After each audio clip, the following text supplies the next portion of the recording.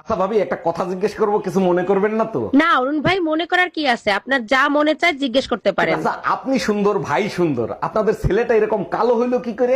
আর বইলেন না ভাই, আমাদের হানিমুনটা আফ্রিকায় হয়েছে তো তাই। মন তো আর দিলা না প্রিয়, কমসে কম এই শীতের মধ্যে একটা কম্বলই দিও।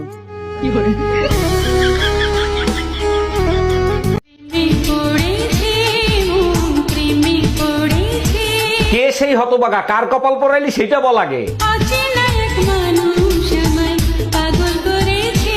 1 মিনিট। Hello, mental hospital. এই সুসলা মাথা দিয়ে এমনি আয়। এই কি করে ডাকিছিস তুই আমারে? সুসলা কইয়া বলাইছি তোরে। মুখ সামলায় কথা কইস কিন্তু। ও বাবা, আমারে আঙ্গুল দেখাই, আঙ্গুল নামা, আঙ্গুল ভাঙ্গিয়া দিমু। এই আমেরিকা কোনে যে পোলাও গুয়াইছে, এই পোলার পিছে তোর মাইয়া ছাড়িয়ে দে তোকে। ছেলে পছন্দ হয়েছে তাই ছাড়িয়ে দিছি। পোলা পছন্দ হয়েছে তা তুই যাইতার না ওই পোলার লগে, মাইয়া ছাড়িয়ে দে তোর তো খারাপ মাথা দি। এই ওই ছেলের পিছনে তো তোর মাইয়া তুই লিলে দিছি, তা তুই জাতি পারিস নি? আমার মাইয়া ওই পোলার লগে খাদে, আমারও এক পেরকার খাদে, কিন্তু আমার স্বামী আছে, না হইলে আমিও যাইতাম। খাইতেন মাথা দিয়ে তোর মাইয়ের আছে কি? আমার মাইয়ের রূপ গুণ সব আছে, সংসারিক কামও জানে। তোর মাইয়ের সংসারের কাম জানে? জানবে কেমনে? তুই মা নিজেই তো রানতে পারতে পারো না। এটা তুই জানতে পারিস? আমি জানতে পারি না তোর এত কাল আমার স্বামীর কি তুই রাইন্দে খাওয়াইছো? খাইতেন মাথা দি। এই গায়ে হাত দিয়ে কথা। এত শীতের ভিতর আমার লক্ষ্মী সোনা বউটা একা একা কি করে? শীত আসলেই রোমান্টিক হয়ে যাও, এসব মিথ্যাচার বাদ দাও, এতে পাপ হবে। বিধাতা বলেছে, বাধ্য হয়ে মিথ্যে কথা বললে কখনো পাপ হয় না। তাই নাকি? তাইলে ঠিক আছে, আজকে সারা রাত ঠান্ডার মধ্যে বাইরে থাকবি।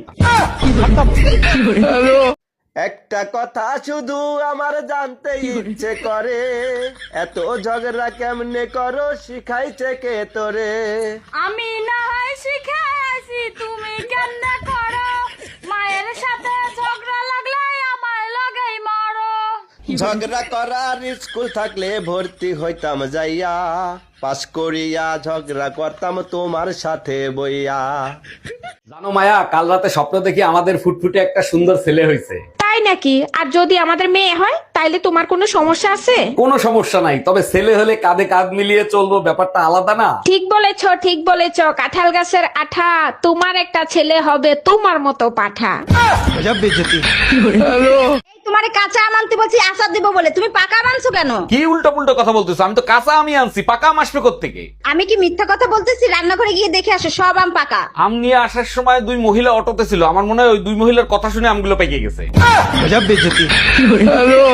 আচ্ছা মায়া, তুমি একটা জিনিস খেয়াল করছো? বড় লোকের 1-2টা বাচ্চা আর গরিব মানুষের 8-10টা বাচ্চা হয় কেন?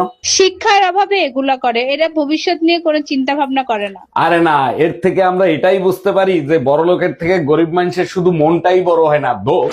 আচ্ছা, তোমার লজ্জা শরম নাই? তোমার মুখে কি কিছুই আটকায় না?